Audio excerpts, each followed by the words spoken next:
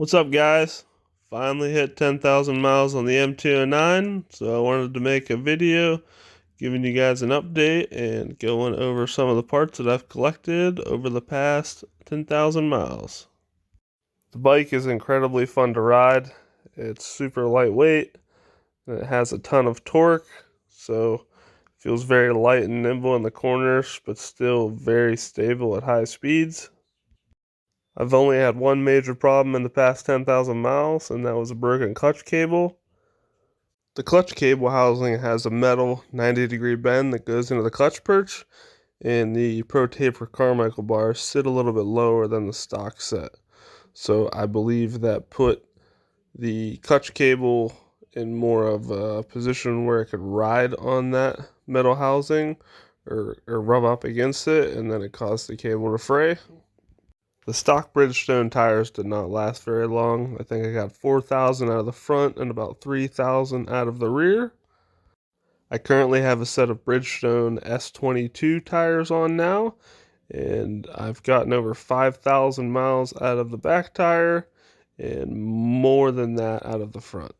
This is not a bike that you're going to be doing 120 plus consistently or for any extended period of time. It's probably a good thing. If you're looking for a bike that'll do that, you need to go to Super Sport and not an MT-09. This thing excels from 0 to 120, is extremely quick. It has an extreme amount of torque to it. Super fun to ride. I call it my grocery getter because I'm using it mostly around town, riding to work. It actually makes for an extremely fun ride on those trips. So it's still as fun today as it was the day I bought it. Still feels like it's new. Still feels nice and crisp. I would definitely recommend the MT-09 to anyone looking for a naked sport bike or even a triple. Let me go over some of the parts that I have on it.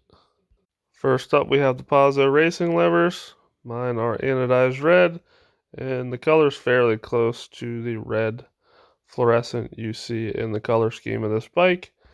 Each lever on the clutch and the brake side has 6 adjustments for the reach. With the adjustments, you can accommodate any hand size and make it comfortable for yourself. The levers are nice and smooth and feel way better than the long OEM levers. I have an Amazon windscreen, looks just like the Yamaha one. It was only about $30 on Amazon. We have the TST Industries front turn signals with a halo in them. Engine guards can be found on Amazon. I will include the links in the description for all these purchases. This exhaust I actually found on eBay. It was $250. It had a ton of reviews on a couple of the FC09, MT-09 sites. And it actually sounds pretty good, especially for the price. It's hard to go wrong with something that is priced that well. One of my favorite upgrades is the Seat Concept seat foam and seat cover. It is the 2-up version. It actually adds more foam to the front nose of the seat to prevent you from sliding forward upon braking, which definitely happens with the stock seat. You get a lot of vibration in your crotch area, and after a decently long ride, that is kind of hard to deal with. It adds a lot more foam for the passenger, which is definitely good if you ever plan on riding 2-up with someone. If you have a significant other that doesn't like getting on the back because it's hard to ride on, this is definitely a seat or foam option to look into. Like I said, I bought the foam and the seat cover, and it was actually pretty easy to do yourself. I have a Ram foam mount attached to the Pro Taper Carmichael Bend Contour handlebars. I run Renthal Sportbike grips in a super soft compound. These are Amazon knockoff mirrors, and they do have a lot of vibration, so I will be purchasing a set of CRG mirrors in the very upcoming future. I cleaned up the rear fender with the TST Industries Fender Eliminator kit. You have a couple options for turn signals from them. I also purchased the harnesses. That way these turn signals are a direct plug and play with the Yamaha connectors. The TST kit comes with an axle block, so you can completely eliminate the license plate cover that wraps around the rear wheel. You save probably 10 pounds.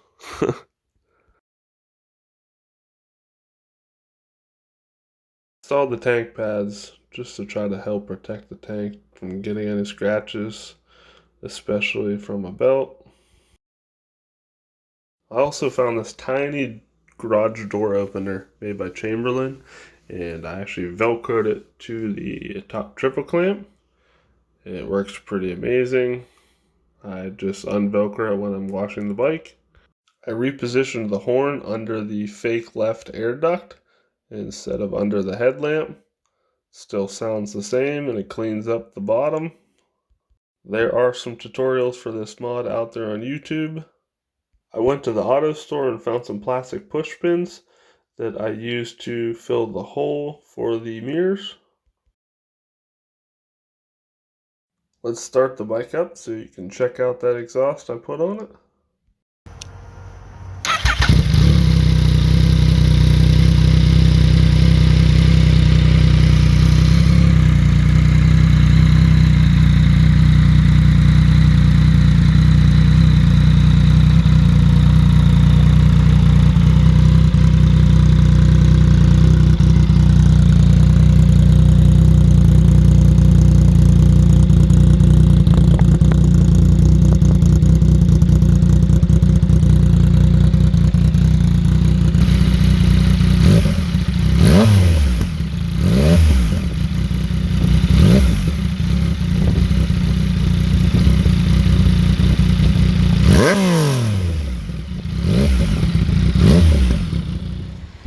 Well, that's it for the video, guys.